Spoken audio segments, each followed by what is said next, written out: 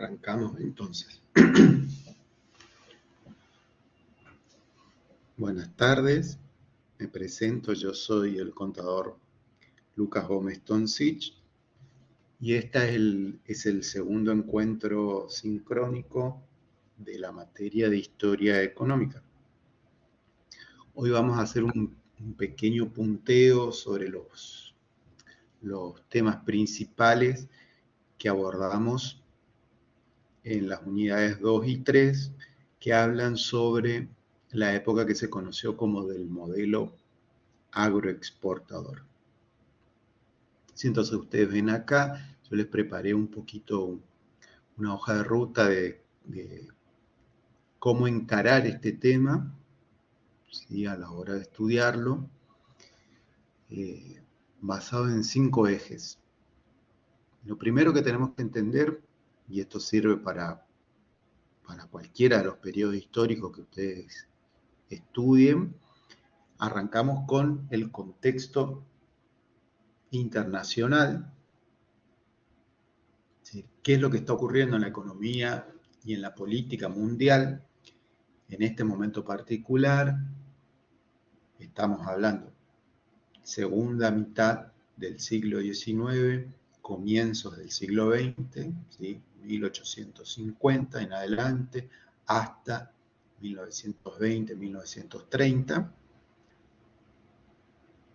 En este caso particular, sí estamos en un contexto internacional de transformaciones económicas significativas a partir de lo que se conoce como la revolución industrial. Un segundo eje que tiene que ver con el contexto local, político, social, que es un siempre, en cualquier periodo histórico, en cualquier modelo económico, siempre es un condicionante, un factor que hay que tener en cuenta. En este caso particular, ¿sí?, a partir de 1850,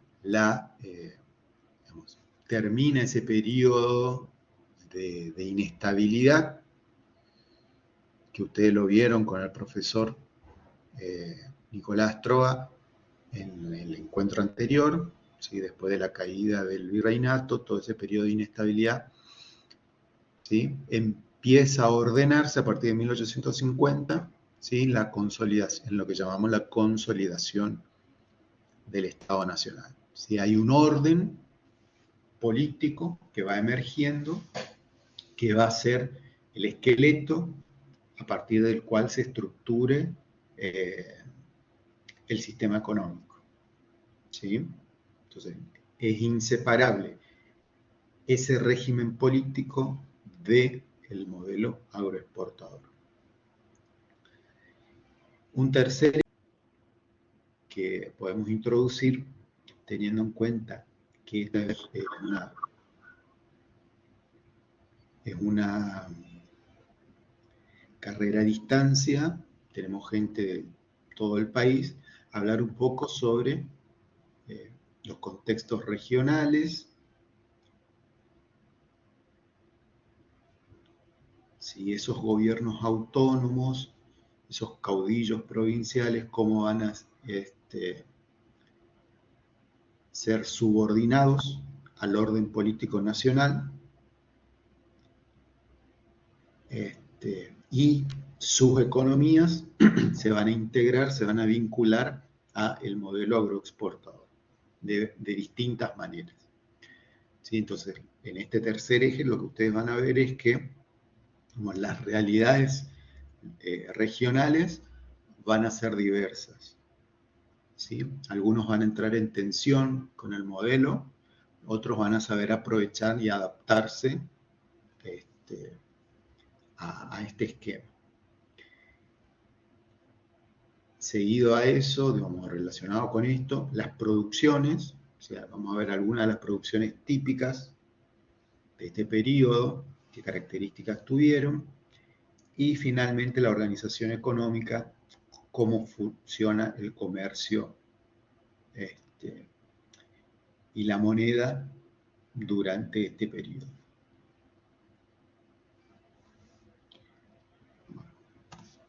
Vamos a arrancar.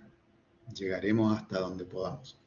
Entonces, les decía yo, el contexto internacional es el de la revolución industrial, digamos que significa un cambio profundo en la estructura económica, en el orden económico internacional, que podemos caracterizarlo así a muy grandes rasgos por un aumento de la producción y de la productividad que empieza en Gran Bretaña, pero que para este momento, ¿sí? Para 1850, ya se ha expandido a otros países de Europa, ya se ha empezado a industrializarse.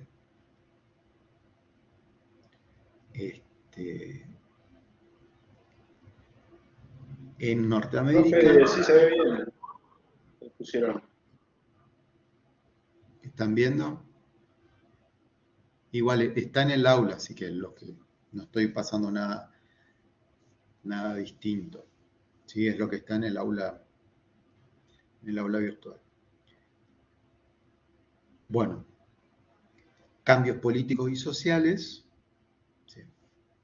Sobre todo cambios sociales por la forma de producción, trae cambios en la estructura social de estos países, ¿sí? Y esos cambios sociales derivan en una mayor participación de los sectores populares, de los trabajadores, en la vida política de sus respectivos países. Lo que a grandes rasgos podríamos llamar como el parlamentarismo, ¿sí?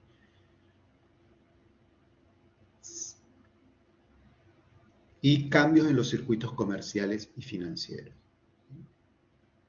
Hay un nuevo reordenamiento, ya no de metrópolis y de colonias, como ustedes vieron con el profesor Nicolás, sino una división en países productores manufacturas, ¿sí? O países industriales, y países productores de materias primas, que va a ser el vínculo, ¿sí? La organización económica donde se va a introducir, se va a insertar Argentina como productor de alimentos.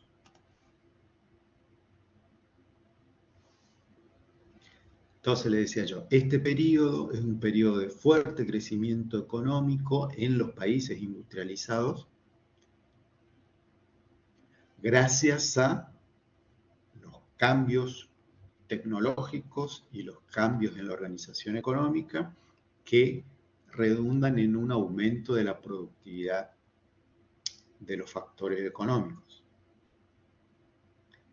Entiendo yo que ya habrán visto factores de la producción en economía, ¿puede ser?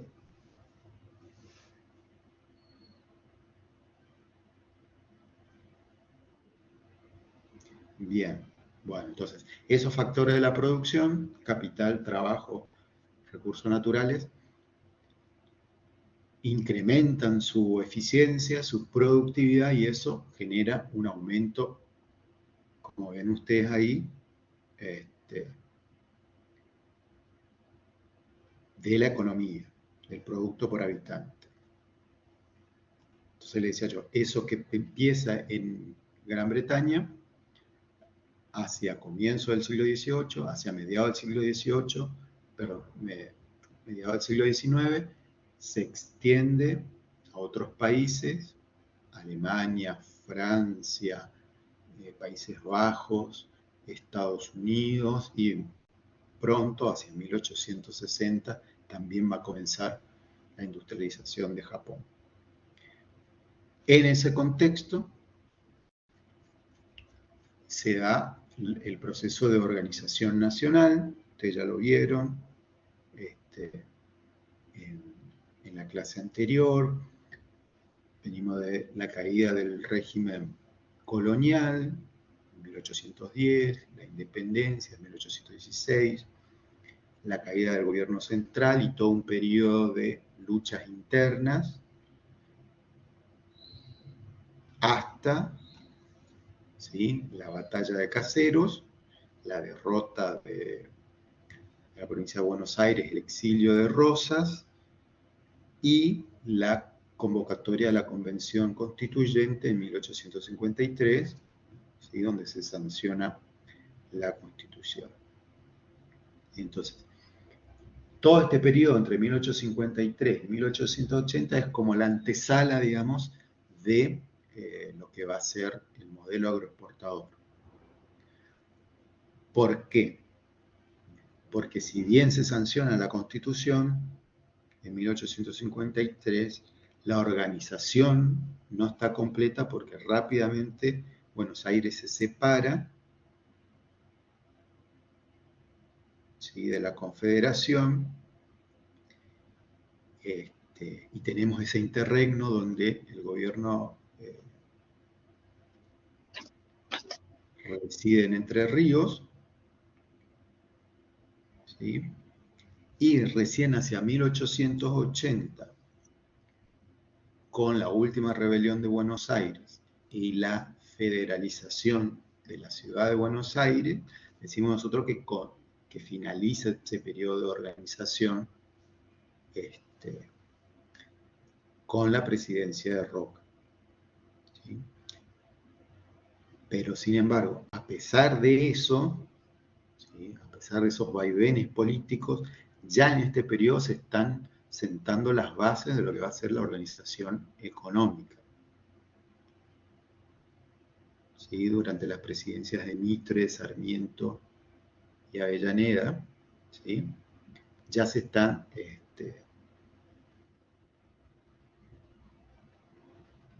sentando los antecedentes de lo que va a ser esa organización. Esto es lo que le decía.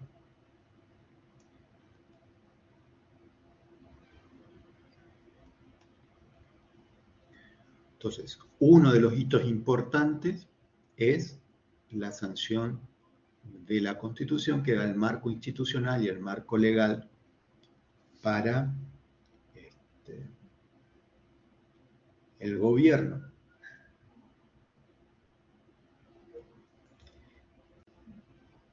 Una cuestión importante a tener en cuenta acá, ¿sí? El modelo agroexportador no existe. No existe como tal. Es una invención de los historiadores, ¿sí? A diferencia de la Constitución, no es que los políticos de la época se reunieron en un lugar y dijeron, vamos a partir de ahora, vamos a instaurar un modelo agroexportador. Es algo que los historiadores, viéndolo en perspectiva, caracterizamos a este periodo de esta manera. Entonces, ¿cuál es la importancia en términos económicos que tiene la Constitución? ¿Sí? Que estos, ¿sí? Esta élite política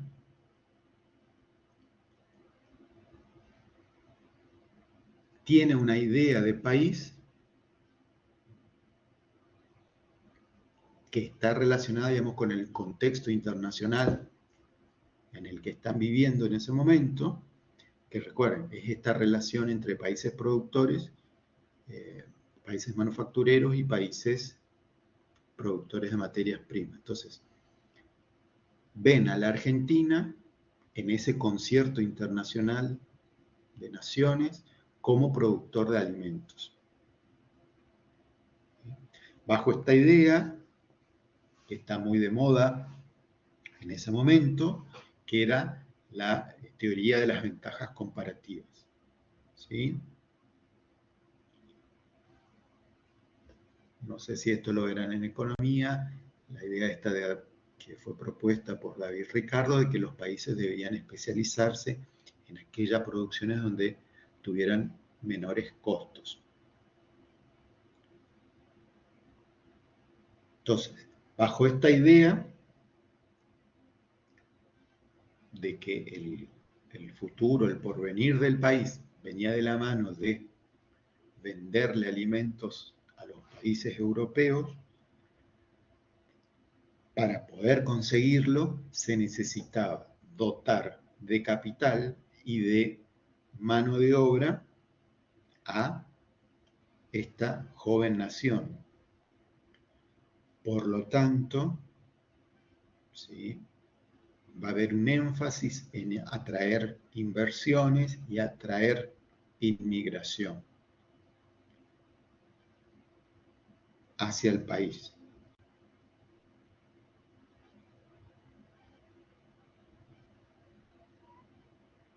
¿Sí? Entonces, capital y mano de obra. ¿Qué pasa con la tierra o los recursos naturales? Otra de las condiciones para esta élite económica es que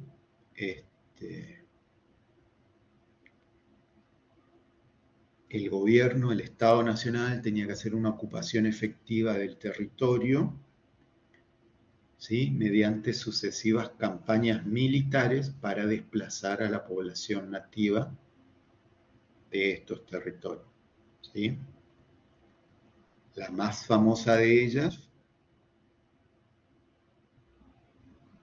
¿cuál habrá sido? ¿Cuál es la que más se habla, más se recuerda?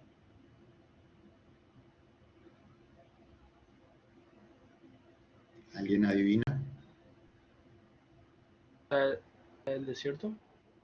Exactamente, sí, la campaña de Roca, o también conocida como la campaña del desierto, que no fue la única, ¿sí?, sino que fueron varias,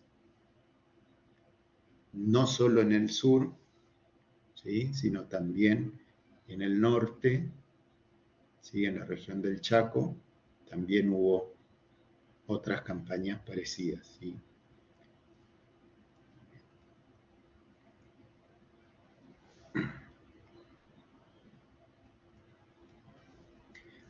Entonces, recuerden, el razonamiento o la justificación económica de esto es, digamos, poner esas tierras que, entre comillas, han sido liberadas al servicio de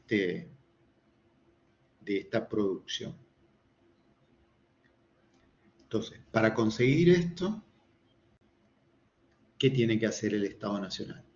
Primero, ¿sí?,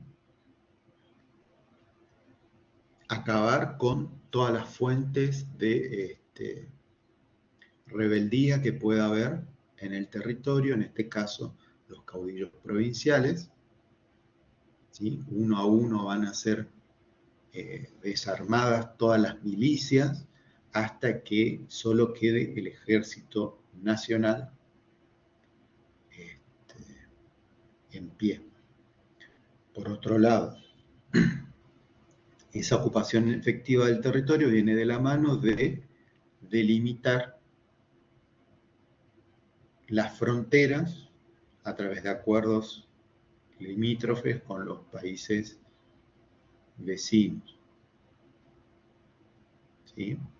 La mayoría de los límites del país se van a definir en esta etapa. Van a quedar algunas cuestiones pendientes,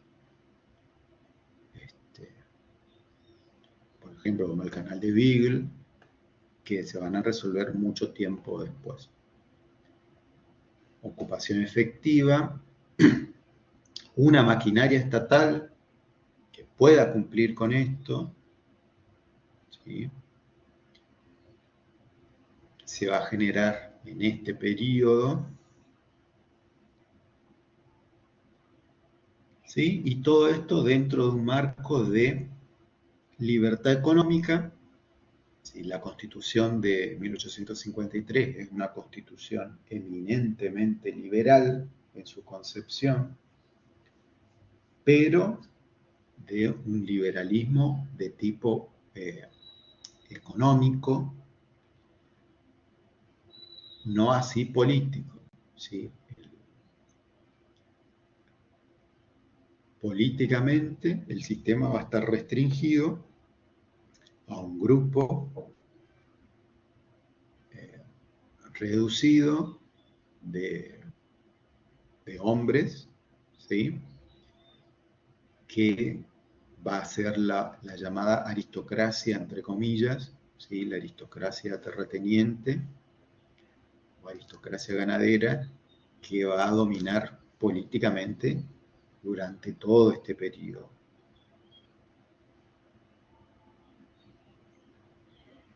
Y va a haber ciertamente una oposición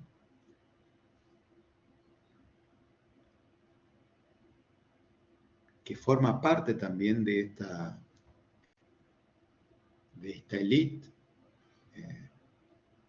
pero que no cuestiona el orden económico.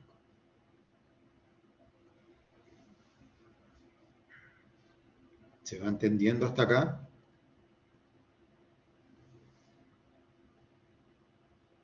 Sí, profe. Sí, profe, todo bien.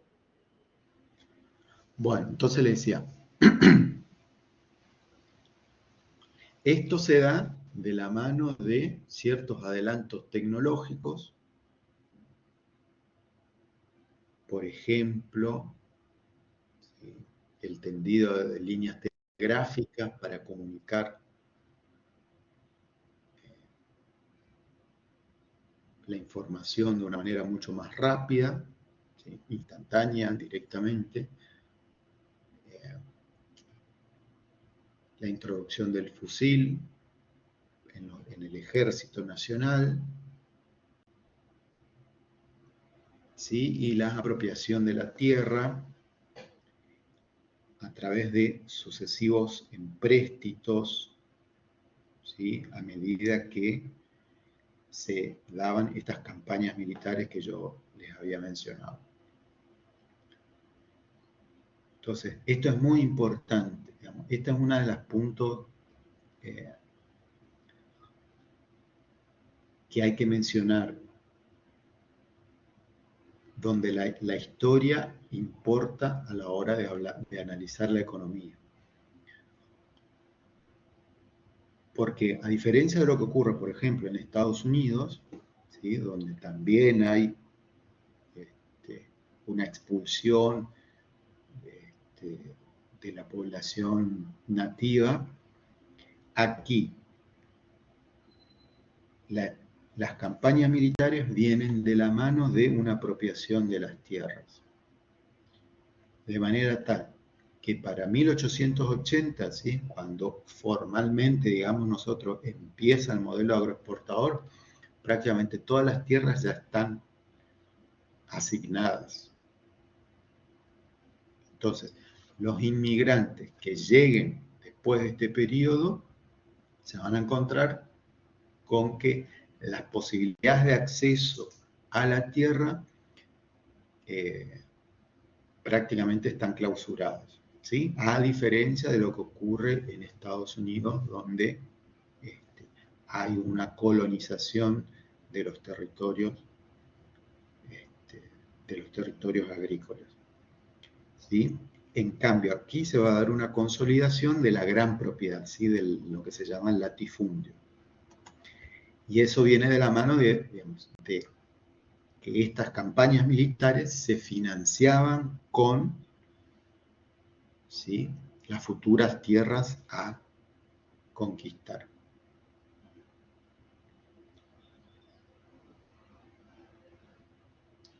Entonces, una de las cuestiones es la cuestión de la tierra. Otra de las cuestiones, para el modelo agroexportador, pero para cualquier modelo económico, ¿sí? Cualquier patrón de desarrollo necesita capital. Lo van a ver ustedes vuelta con en los próximos encuentros, cuando hablemos del modelo de industrialización sustitutiva, también va a estar presente la cuestión del capital, de la inversión, de cómo se financian estos modelos económicos. Entonces, en este contexto particular del modelo agroexportador, la inversión va a ser inversión extranjera, fundamentalmente de capitales británicos. Y acá hay una cuestión a mencionar. ¿Por qué capitales británicos? En gran medida. No porque los políticos argentinos tuvieran una admiración por Inglaterra, ¿sí? Fueran fanáticos de la monarquía inglesa, ni nada por el estilo. La inversión es en capitales británicos porque Gran Bretaña es el centro del capital financiero internacional en ese momento, porque Gran Bretaña es el epicentro de la revolución industrial, ¿sí? Entonces, los que tienen capital, ahorro acumulado para invertir en el resto del mundo, son los británicos. Y uno de los lugares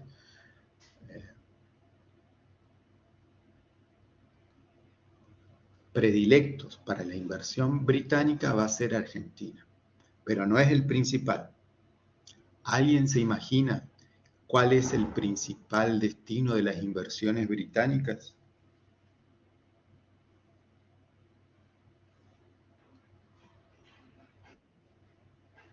Estados Unidos, correcto. Correcto, Juan Facundo. ¿Sí? Entonces, la industrialización de Estados Unidos comienza con la inversión británica. Después sí ellos van a seguir solos con su rumbo, pero los primeros aportes de capital son británicos.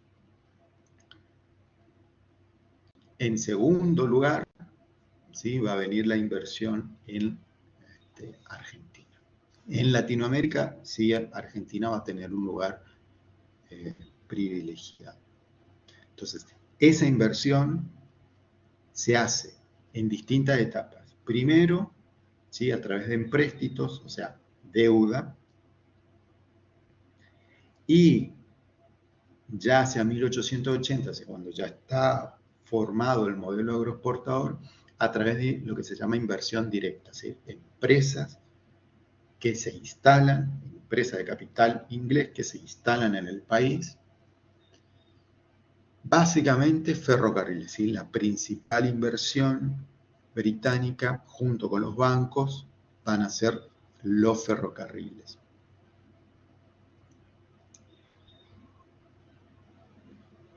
¿Cuál es la importancia de los ferrocarriles? Son los que permiten conectar estos territorios que han sido, que se están poniendo en producción, ¿sí? Entonces, a medida que avance el tendido de las vías férreas, va a avanzar la frontera agrícola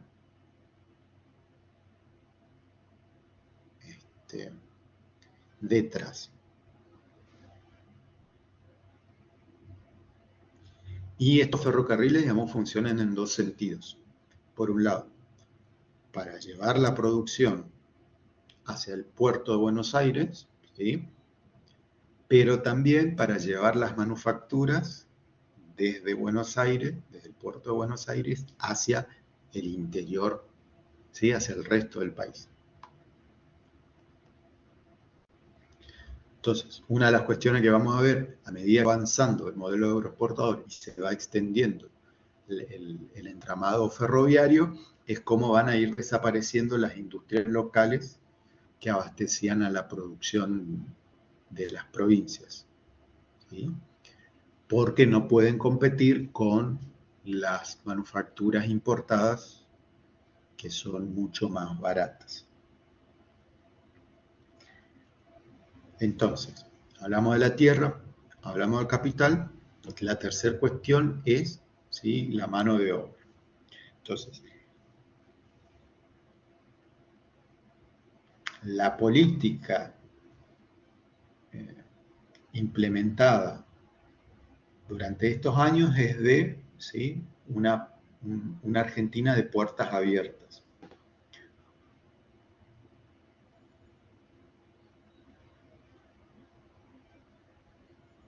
A la inmigración, ¿sí? Va a haber intentos de colonización, sobre todo en Santa Fe y en Entre Ríos.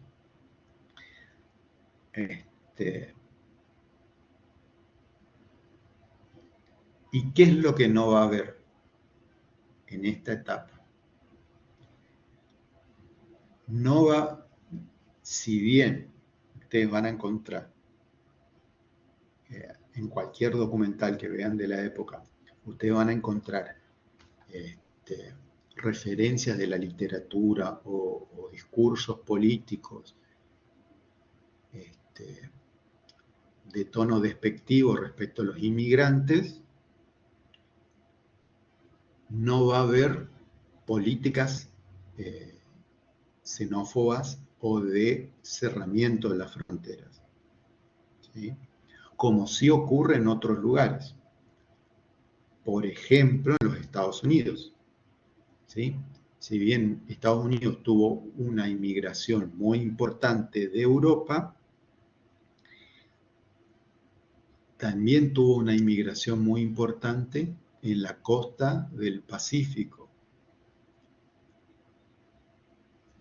¿Se imaginan de dónde venían esos inmigrantes? Que llegaban a San Francisco. África. De China. ¿Sí? Hubo una inmigración asiática que no fue tan importante como la inmigración europea, pero fue significativa para la costa este. Y ahí lo que hubo, sí, fue un cerramiento, ¿sí? de tratar de controlar la inmigración. Entonces, eso no se dio en el caso de Argentina, tal vez porque no tuvimos inmigrantes chinos, ¿sí? Sino que fueron europeos.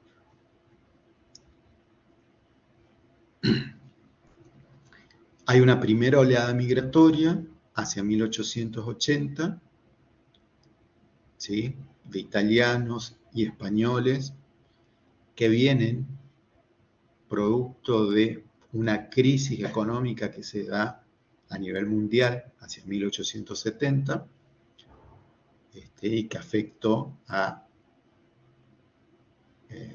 los productores, los agricultores. Entonces, esos italianos, esos españoles, vienen con perspectivas de trabajar la tierra en Argentina y cuando llegan se encuentran con que, como les decía yo, las tierras estaban ocupadas. Entonces, ¿qué hacen? En su gran mayoría se quedan en las ciudades. ¿Y a qué se dedican? Se dedican al comercio y a la industria, ¿sí? Al comercio y a la industria de pequeña escala. Entonces, eso se lo llamó migración golondrina. ¿Sí? Venían por una temporada, generaban un ahorro, ¿sí? Y luego retornaban a sus lugares de origen. Entonces, va a haber un fuerte crecimiento económico hacia 1880 de la mano de un fuerte crecimiento demográfico que va a estar dado por el proceso migratorio. ¿Sí? Y ese proceso migratorio va a estar de la mano de la urbanización. De la mano de la urbanización y también de la mano de la escolarización. ¿Sí? Porque, podríamos decir, junto con la inversión de capital físico, también hubo, la inmigración trajo capital intelectual, ¿sí? Capital humano, hacia el país. A tal punto que hacia el censo de 1914, en la ciudad de Buenos Aires, la población extranjera supera a la población nativa.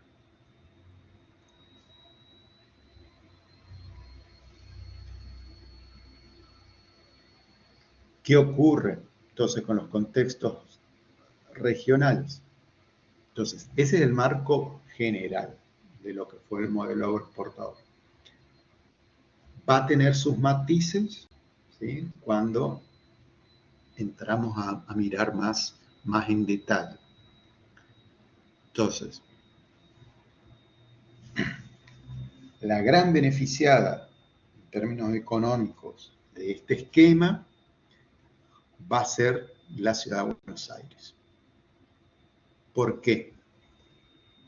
¿Por qué creen ustedes?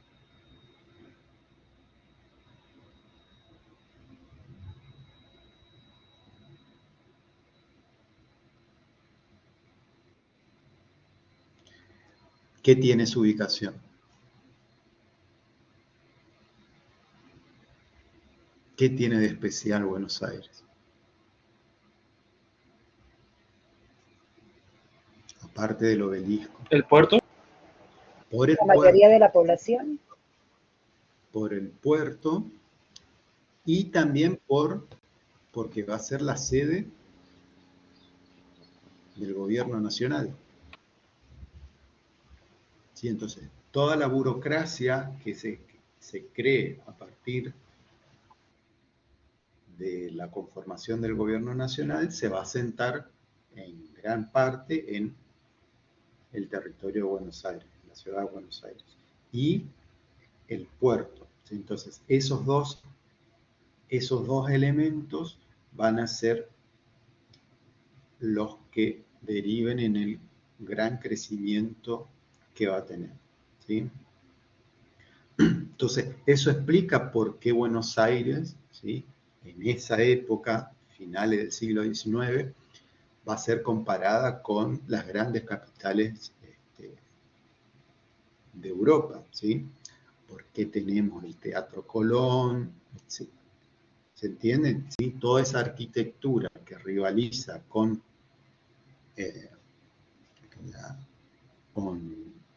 con París es porque la ciudad de Buenos Aires es la gran beneficiada de este periodo de crecimiento, de expansión económica. ¿Sí? Entonces, todo el capital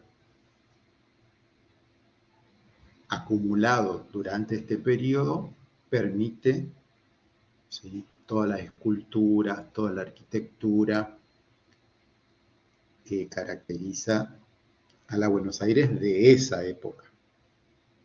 ¿Se entiende?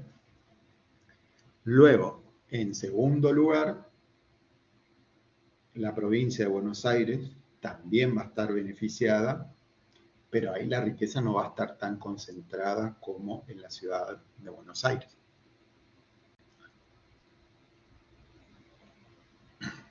Alejándonos un poco, también parte de la zona núcleo va a ser Santa Fe, Entre Ríos, y ahí faltaría agregar Córdoba.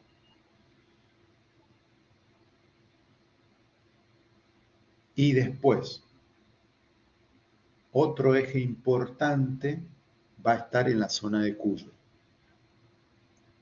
que va a poder articularse gracias a, ¿sí?, que va a reforzar sus vínculos con Buenos Aires. Entonces, en el caso de Tucumán, con los ingenios azucareros; en el caso de Mendoza, primero con la ganadería y después también con el sector vitivinícola. Sí, entonces, en el caso, por ejemplo, el caso de Tucumán es importante porque ese crecimiento económico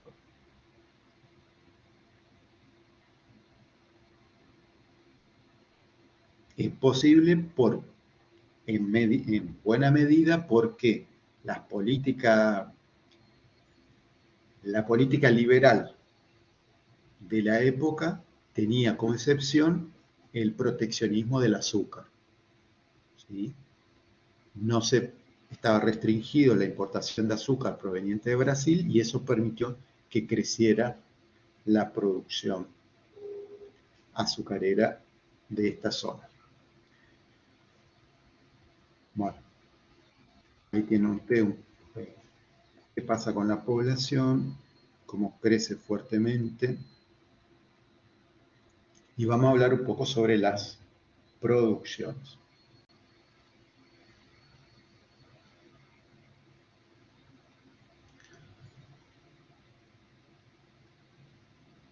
Entonces, decíamos nosotros, la concepción política de esa época es que Argentina tenía que insertarse como productor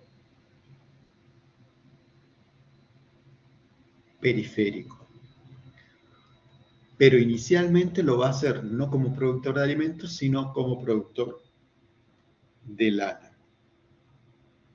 Entonces, a este periodo, ¿sí? Más o menos 1850, 1860, se lo conoce como el ciclo de la lana.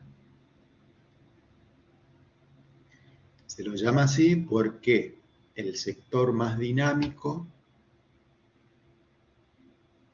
va a ser el sector, ¿sí?, de la producción ovina.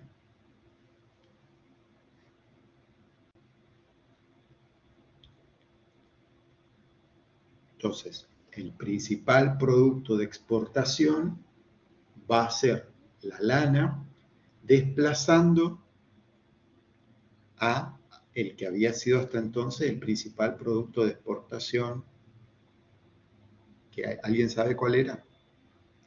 ¿Qué se exportaba hasta entonces?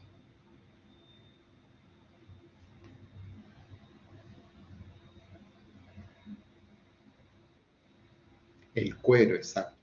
¿Sí? El cuero. ¿Sí? Entonces, durante toda la etapa desde 1810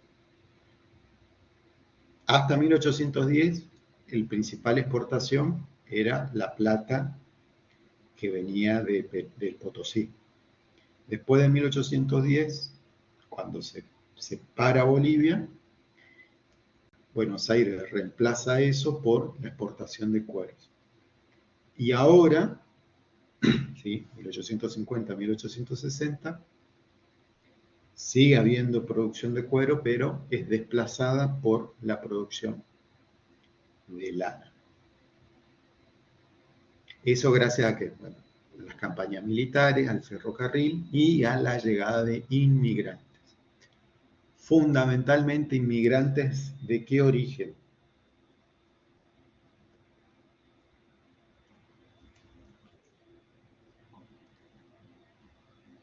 Sí, de Europa. ¿Alguien sabe de qué país?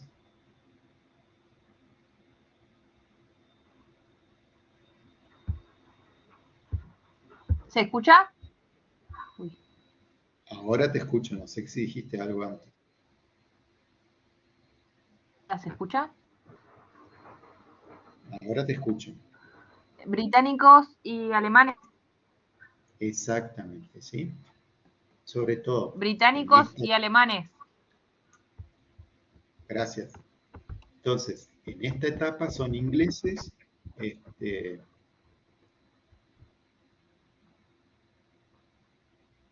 ingleses e irlandeses, ¿sí?, que van a traer justamente los conocimientos de el manejo de las ovejas, ¿sí?, y se van a sentar ahí en la provincia de Buenos Aires, ¿sí? Entonces,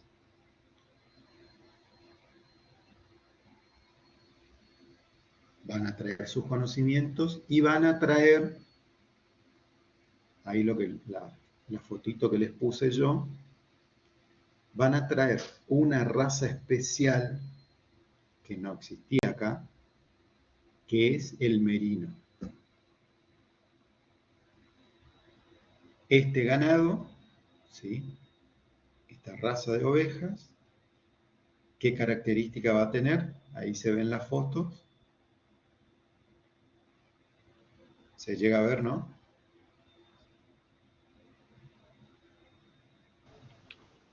Sí, sí, profe. Sí, sí. ¿Les parece que pasan frío estos bichitos?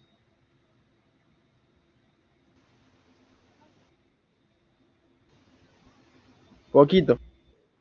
No, sí. Entonces, son una raza especial adaptada para la producción de lana, ¿sí? Producen gran cantidad de lana. Entonces se introducen esas variedades. Y otra característica importante es que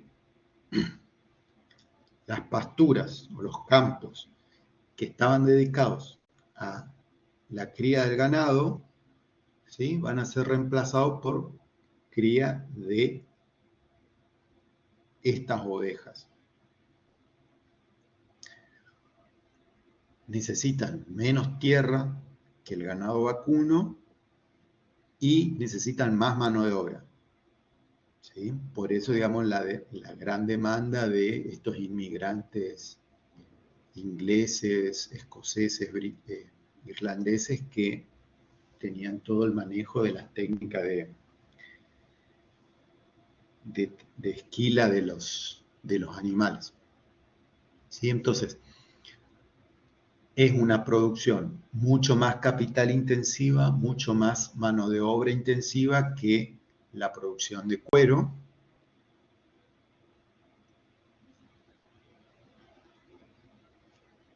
Y el ganado vacuno va a ser desplazado hacia las zonas periféricas de la provincia de Buenos Aires.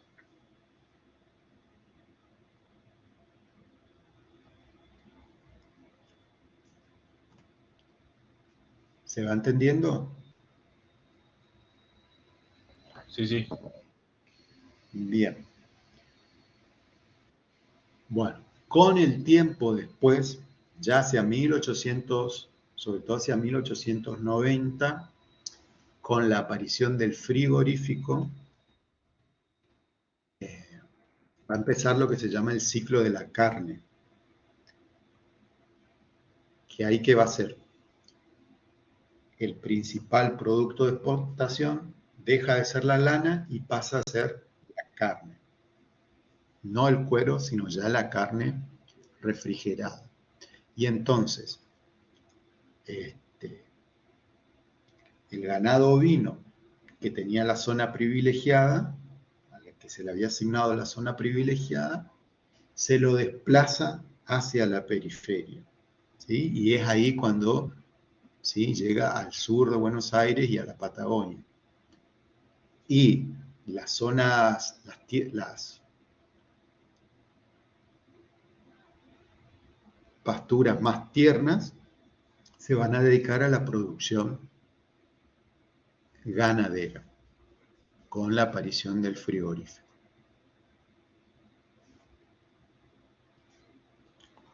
Eso va a ser hacia 1890 en adelante. ¿Qué pasa con la producción industrial? Bueno, como les decía yo, tiene que enfrentar la competencia ahora de los productos importados.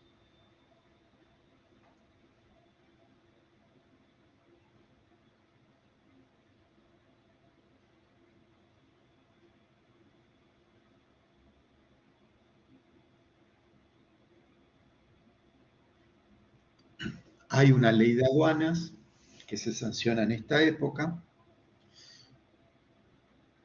que recae sobre todo en los bienes de consumo.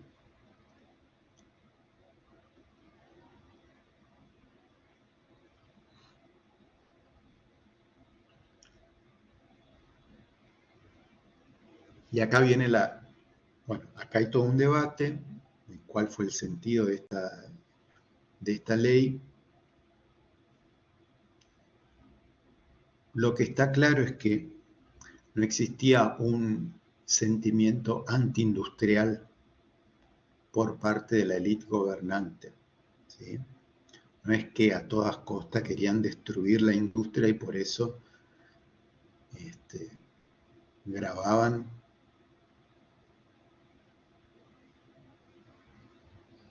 más estos productos. Lo que había es, o una de las posibilidades, una de las interpretaciones era que bajo el modelo agroexportador, la fuente de riqueza era el comercio, por lo tanto, el Estado tenía que gravar esa fuente de riqueza. Entonces, si ustedes analizan cómo se componía la recaudación, van a ver que el grueso de las rentas que obtenía el Estado Nacional eran provenientes de los aranceles a la importación de productos. ¿Y qué productos se importaban? Manufacturas. ¿Sí?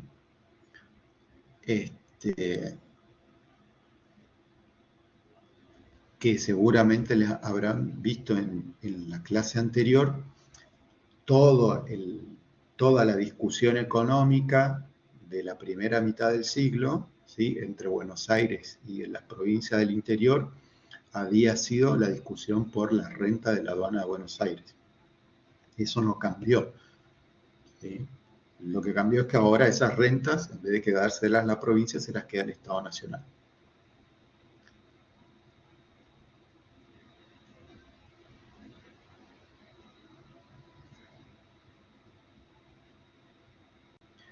Por consiguiente, los ciclos económicos que atraviesa Argentina y las crisis de balanza de pagos y de comercio exterior van a repercutir en crisis de la recaudación del Estado Nacional, ¿sí?, para que ustedes lo tengan en cuenta. Bueno, esto es lo que yo les mencioné sobre los ferrocarriles, cómo se va a ir articulando todo el sistema, ¿sí?, para que conecte al resto del país con el puerto de Buenos Aires.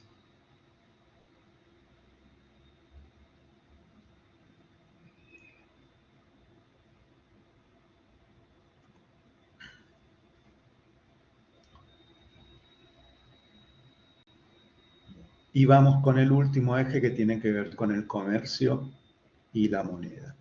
Entonces, ¿qué pasa con el comercio? ¿Sí? El comercio es el punto central de esta etapa.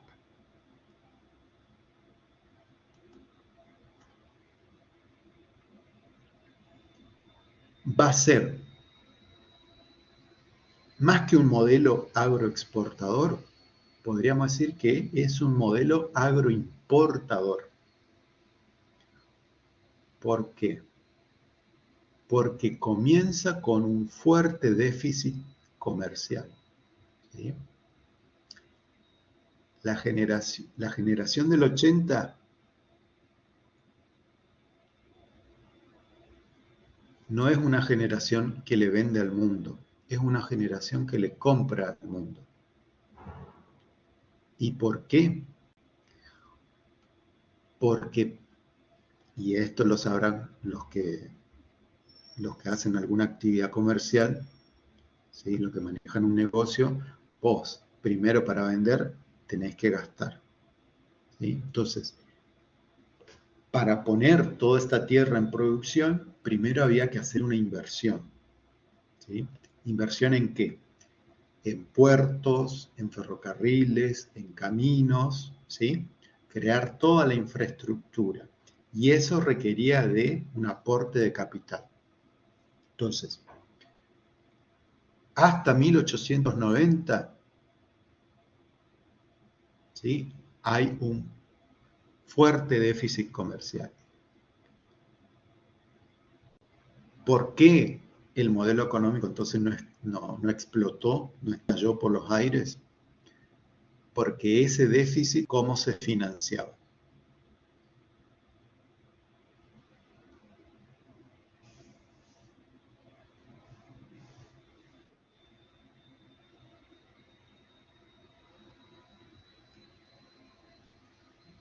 Al comienzo sí, pero después, ¿sí?, hasta 1870 más o menos hay en préstitos, pero después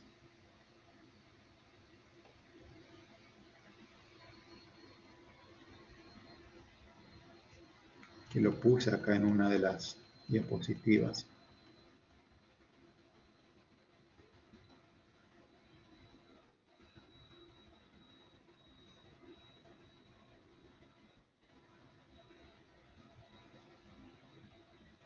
Con inversiones, con inversión directa.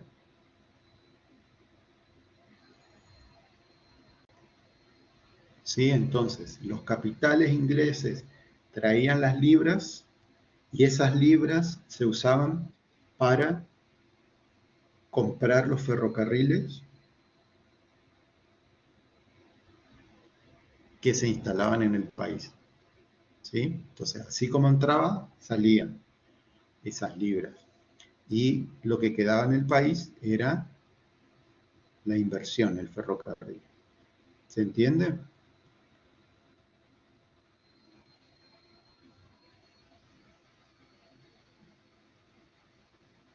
En 1890 va a haber una crisis muy breve que va a hacer caer las importaciones, ¿sí? Porque básicamente, como nos quedamos sin financiamiento, se termina la importación, no hay libras para nadie, entonces no se compra nada. Y después de 1890, cuando se restablezca todo, ahí empiezan a despegar las exportaciones, ¿sí? Entonces se vuelven saldos comerciales positivos.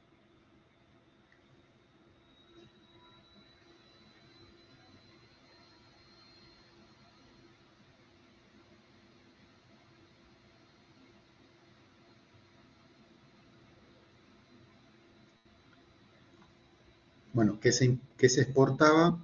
La lana primero, después va a venir la carne hacia 1890 y hacia el comienzo del siglo XX va a empezar la exportación de granos, ¿sí? Que va a terminar desplazando como principal producto a la carne, ¿sí? Entonces, recuerden, lana, carne, granos. Esa va a ser la evolución. Se importan manufacturas, o sea, viene de consumo, pero también maquinarias e insumos. Se exporta a Gran Bretaña, pero también Francia y Alemania. Y los ciclos del comercio van a estar vinculados con los ciclos de endeudamiento y con el último punto, que son los ciclos de la moneda. Entonces, para resumir, cuando en Argentina había abundancia de reservas, de libras en este caso, la moneda se fortalecía y aparecía lo que se llamaba la conversión, o sea, una paridad fija de la moneda. Cuando eso se perdía, se decretaba la inconversión de la moneda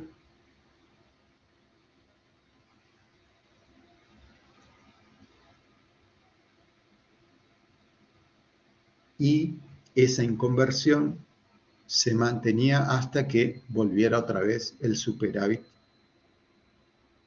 comercial.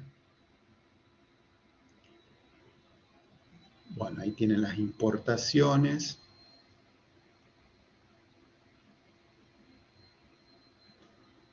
Que vean, lo más importante son los bienes de consumo. Ahí está por países. Bueno, y esto que le decía yo. Se va organizando, cuando se consolida el Estado Nacional, aparece una moneda nacional, que va a ser justamente peso moneda nacional. Ese peso moneda nacional va a ser convertible cuando haya reservas y balanza comercial positiva, y va a ser inconvertible cuando la balanza comercial sea deficitaria. Y el último temita es lo que yo les decía, los derechos de importación, los aranceles van a ser el grueso de la recaudación. Este modelo va a entrar en crisis, ya para ir cerrando, va a entrar en crisis, va a tener una primera crisis en 1914 cuando estalle la